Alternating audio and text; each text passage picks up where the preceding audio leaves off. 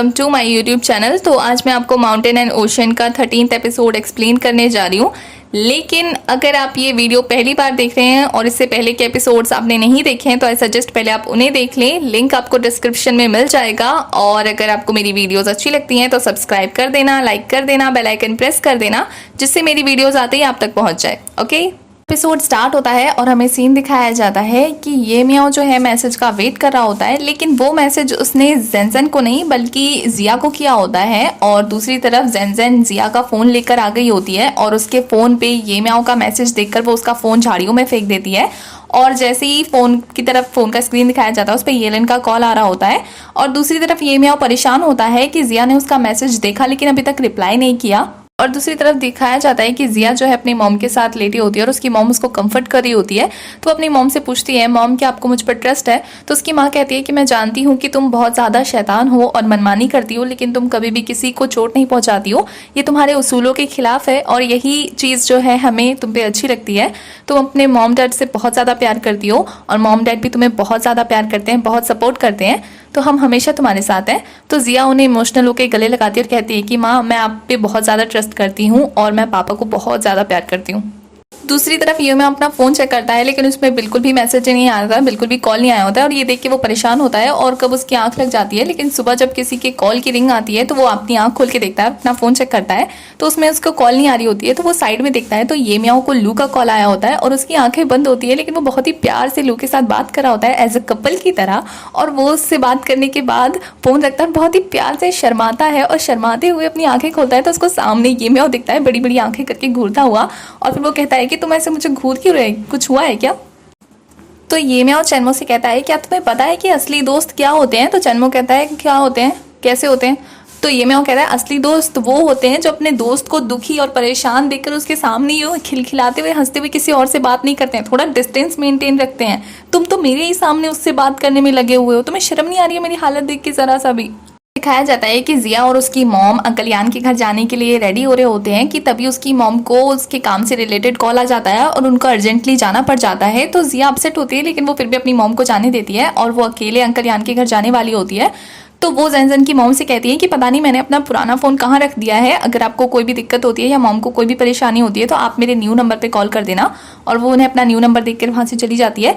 दूसरी तरफ ये मियाओ क्लास में बैठा होता है और सोच रहा होता है कि जिया ने अभी तक उसको कॉल करके या मैसेज करके इन्फॉर्म क्यों नहीं किया, वो कभी ऐसा नहीं करती है। तो वो फ़ोन चेक करता है और टाइम बहुत ज़्यादा होता है तो वो सोचता है कि वो अभी तक तो जाग गई होगी, तो उसने अभी तक मुझे कॉल क्यों नहीं किया।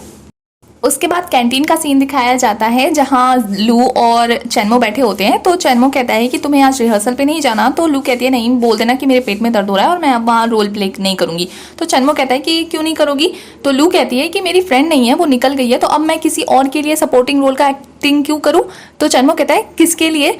तो लू कहती है कि तुम सच सच बताना कि तुमने कॉलेज एंट्रेंस एग्जाम कैसे पास किया था। तो चैनमो कहता है कि मैंने कॉलेज एंट्रेंस एग्जाम से पहले बहुत सारी पढ़ाई की थी, बहुत सारी किताबें पढ़ी थी। तो लू गुस्सा हो जाती है और कहती है कि तुम अपनी बकवास बंद करो, मेरे सर में दर्द होता है, और काम डाउन होने की कोशिश करती है।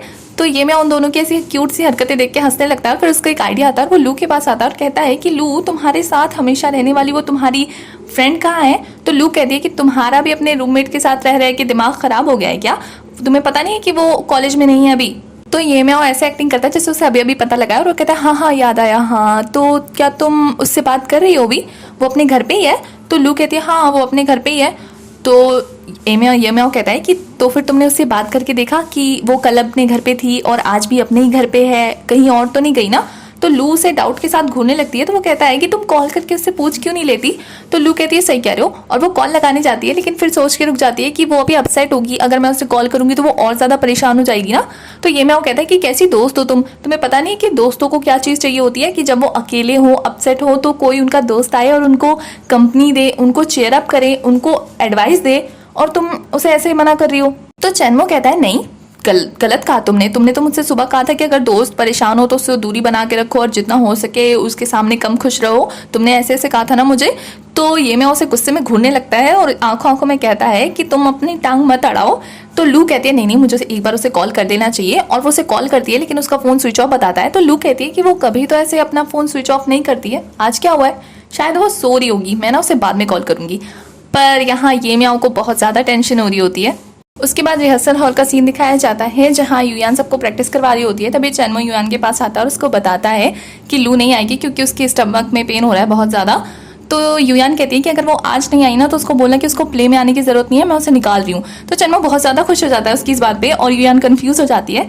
उसके बाद दिखाया जाता है कि ज़ेनज़ेन बहुत ज़्यादा मदद करने की कोशिश करती है येलिन की, और येलिन को भी थोड़ा अजीब लगता है लेकिन वो इग्नोर करता है।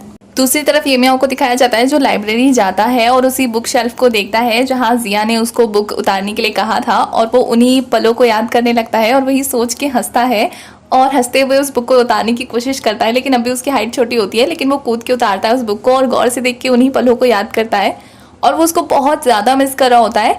वो कंटिन्यूसली उसको कॉल करता है लेकिन उसका फ़ोन नहीं आता है, तो वो बहुत ज़्यादा डिस्टर्ब हो जाता है। दूसरी तरफ येलिन और ज़ेनज़ेन की प्रैक्टिस दिखाई जा रही है कि वो दोनों ना साथ में अच्छा नहीं कर पा रहे होते हैं और डायरेक्टर को ये बात बहुत ज़्यादा बुरी लगती है और वो युयान को डांटते हैं कि मेल लीड की परफॉर्मेंस रियल नहीं लग रही है, वो फेक लग रही है, तो उनको और ज़्यादा प्रैक्टिस कराओ। तो युयान उन्हें कुछ कह नहीं जाती है, लेकिन फिर वो येलिन को देख के कहती है कि तुम दोनों को अभी प्रैक्टिस की और ज़्यादा ज़रूरत है, और वो दोनों कुछ नहीं कह पाते।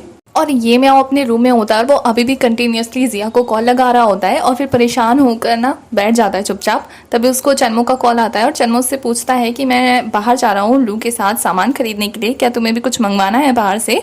तो येमियाओ कहता है कि तुम किसके साथ जा रहे हो। तो चैनमो कहता है कि मैं लू के साथ जा रहा हूँ, क्यों कोई प्रॉब्लम है। तो येमियाओ कहता है कि ऐसी सिचुएशन में भी उसका शॉपिंग करने का मन कैसे हो सकता है। तो चैनमो कहता है क्यों नहीं हो सकता, क्यों कोई बात हुई है। तो येमियाओ कहता है कि लू को फ़ोन दो, मुझे उससे बात करनी है।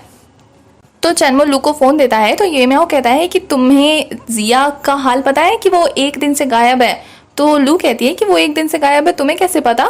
तो येमियाओ कहता है क्योंकि वो एक दिन से अपना फ़ोन ऑफ करके बैठी हुई है, इसलिए मुझे लग रहा है कि वो गायब है। तुम्हें कोई फिक्र है या नहीं है, तुम उसकी फ्रेंड हो भी या नहीं। तो लू कहती है तुम्हारे पास इतना फ्री टाइम कैसे है कि उसने अपना फ़ोन ऑफ कर रखा है, तो तुम्हें इस बात की चिंता हो रही है और वो एक दिन के लिए अपना फ़ोन ऑफ नहीं कर सकती है। अब ये मत कहना कि तुम उसे पसंद करने लगे हो, अब मना मत करना क्योंकि मुझे सब पता चल गया है और तुम्हें मेरे सामने कन्फेस करने की ज़रूरत नहीं है और मुझे बताने की भी ज़रूरत नहीं है।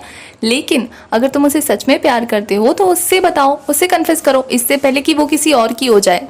तो लू चैनमो को देखती है लेकिन बोल येमियाओ से रही होती है कि अगर तुम किसी लड़की को पसंद करते हो तो उससे खुल्लम खुल्ला बता दो, इससे उसे अच्छा लगेगा। वो तुम्हें प्रेशराइज नहीं करेगी, वो तुम्हें पसंद करेगी। तुम उसे अच्छे से कन्फेस करो, लेट मत करना और जितना हो सके उतना ब्रेव बनो। और उसकी ऐसी बातों से चैनमो शर्मा रहा होता है, मतलब हमें लगता है कि वो सब कुछ समझ रहा है, लेकिन जैसे ही लू कॉल कट करती है और चैनमो से पूछती है कि तुम्हें समझ में आया मैंने क्या कहा। तो चैनमो कहता है हाँ। तो लू कहती है क्या समझ में आया बताओ। तो चैनमो कहता है यही कि येमियाओ जो है वो जिया से प्यार करने लगा है। तो लू कहती है कि मैं तुमसे बहुत ज़्यादा परेशान हो गई हूँ, और ये बोल के वो गुस्से में वहाँ से चली जाती है और चैनमो कभी भी समझ में नहीं आता कि उसने क्या गलती की है। दूसरी तरफ जिया अंकल यान के घर पहुंच जाती है और उनका दरवाज़ा खोल के चौंक जाती है और कहती है कि तुम यहाँ। उसके बाद सीन दिखाया जाता है कि येमियाओ जो है अपने एक रूम में जाता है और वही पोर्ट्रेट लेता है उनकी बचपन वाली, और उसको लेकर वहाँ से चला जाता है जिया के घर। और जिया के घर पहुंचकर उसे ज़ेनज़ेन की मॉम से पता चलता है कि जिया अंकल यान के घर गई है और वो वहाँ से निकल जाता है। उसके बाद प्रैक्टिस हॉल का सीन दिखाया जाता है जहाँ येलिन और ज़ेनज़ेन से अभी भी नहीं हो रहा होता है, वो बहुत सारी गलतियां कर रहे होते हैं। तो डायरेक्टर और युयान आपस में डिस्कस करते हैं कि पहले वाला मेल लीड सही था, उसके साथ ज़ेनज़ेन की बॉन्डिंग अच्छी हो गई थी। लेकिन युयान बताती है कि येमियाओ ने बस एक मैसेज किया और उसके बाद वो शो छोड़ के चला गया। तो ये बात ज़ेनज़ेन सुनती है और अपसेट होती है। तभी उसे उसकी मॉम का कॉल आता है और उसकी मॉम उसे बहुत ही प्यार से पूछ रही होती है कि उसने क्या किया, उसको तकलीफ तो नहीं हो रही है, कोई प्रॉब्लम तो नहीं है, वो अच्छे से सो तो रही है ना। तो वो अपनी मॉम से इतनी रूडली बात करती है कि मैं भी कोई बच्ची नहीं हूँ जिसका आप ऐसे 24 घंटे ख्याल रखना चाहती हो, मैं एक कॉलेज स्टूडेंट हूँ और आप जितना हो सके उतना अपनी दूसरी बेटी को प्यार दो। मतलब वो यहाँ जिया की बात कर रही होती है।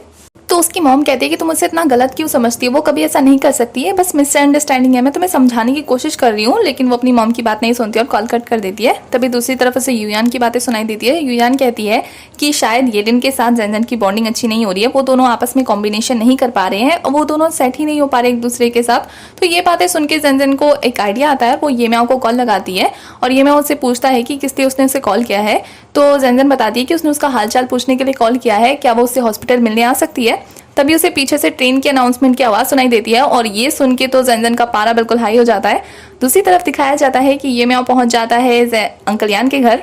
तो वो दरवाज़ा खटखटाता है तो जिया गेट खोलती है। तो वो जिया के कपड़े देखकर इतना ज़्यादा हंसने लगता है। तो जिया कहती है कि तुम्हें किसने बताया कि मैं यहाँ हूँ और तुम यहाँ क्यों आए हो मुझसे मिलने के लिए।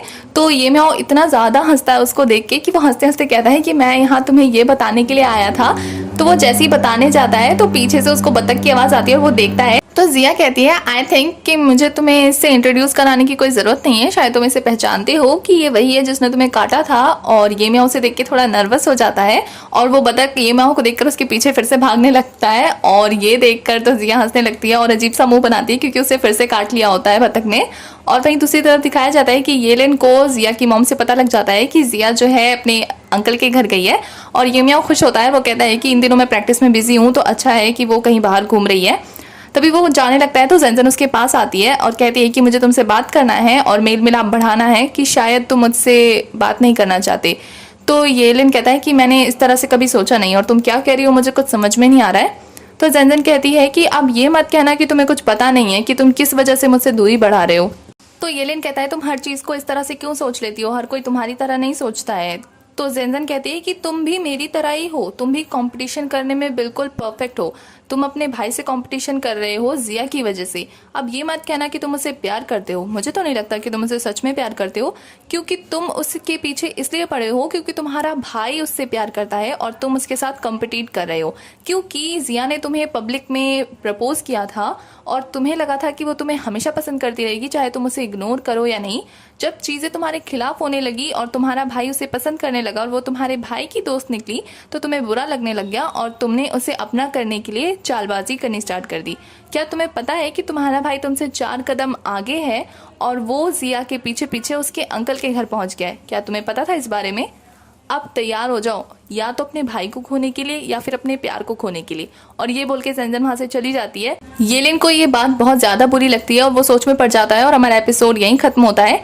तो एपिसोड 13 की एक्सप्लेनेशन होती है खत्म। आगे की कहानी के लिए आपको नेक्स्ट एपिसोड तक वेट करना होगा। तब तक के लिए बाय। और गाइस ये बतख वाला सीन दोबारा देखकर आपको कैसा लगा कमेंट में बताना, मुझे तो बहुत ज्यादा हंसी आई फिर से।